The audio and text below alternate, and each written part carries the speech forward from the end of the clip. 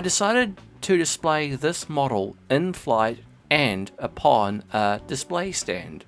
Luckily, I had a spare clear aircraft stand in my collection, so I cut a small hole into the bottom of the fuselage pod using both a hobby knife and a small flathead file. And once I was happy with the fit of the stand inside the model, I ended up assembling the display stand and the rest of the model.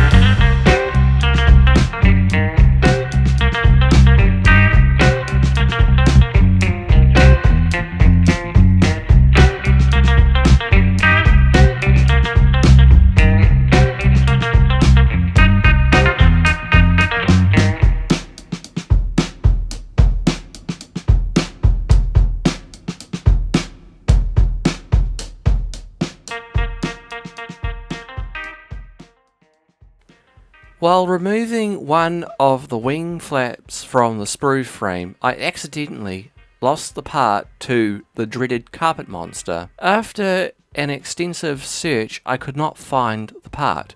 But no matter, the part was easily replicated with the use of 0.4mm sheet styrene pieces that were cut and glued into place. After drying, the styrene was then sanded to shape using a piece of 800 grit wet and dry sandpaper. Then it was time to fill all the gaps in this model along the center of the fuselage and along the center of the tail booms, using masking tape and of course Tamiya putty. Once the putty was dried, it was sanded smooth with wet and dry sandpaper.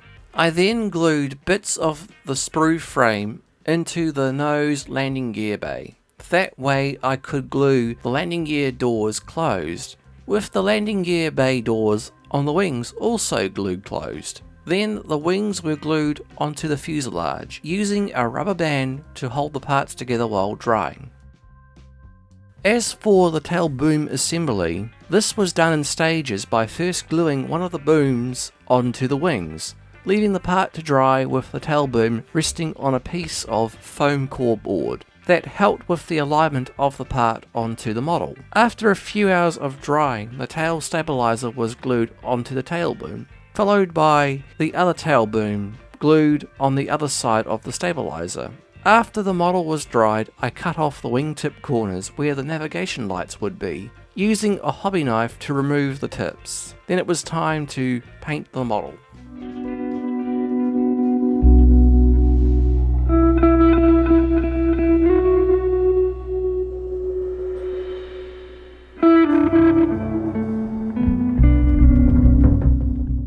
As you can tell from both the title of this segment and from the opening of this video, there was no decals, painting instructions, or even a box for this kit.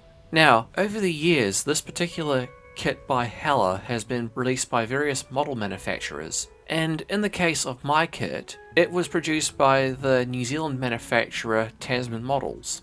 This company has issued numerous versions of this Havilland Vampire kit, all depicting the various eras of the de Havilland Vampire in RNZAF service. However, this company also released the Hella kit without decals, labelling it as a Lite kit. But the lack of decals isn't too much of a challenge, so long as the basic model kit has all of its parts, either by buying an aftermarket decal set or using spare decals. Recently, I also added to the ever-growing model stash the Special Hobby 1/72nd scale Vampire FB.9. And luckily, the Special Hobby kit comes with numerous paint schemes, and of course with plenty of decals too. Since I will be painting the Special Hobby kit in the colours of an RNZAF Vampire, I decided to paint the Hella Vampire kit in the colours of the Royal Auxiliary Air Force, using the decals from the Special Hobby kit. And with that, it was time to paint the model.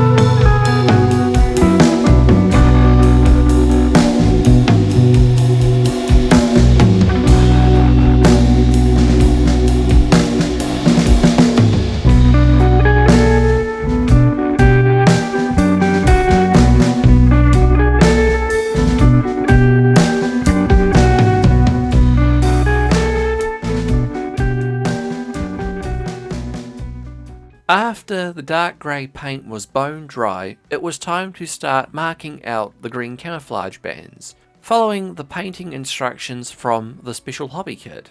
I marked out the bands freehand using an HB pencil, with any mistakes removed with an eraser. Once the outline was completed, a heavily thinned down mixture of dark green and flat black was brushed with both small roundhead and flathead paintbrushes. After drying, a coat of flat dark green was painted in the same way. I also painted a dark grey outline along the edge of the green, using a small roundhead paintbrush, thus giving a nice clean edge along the colour bands.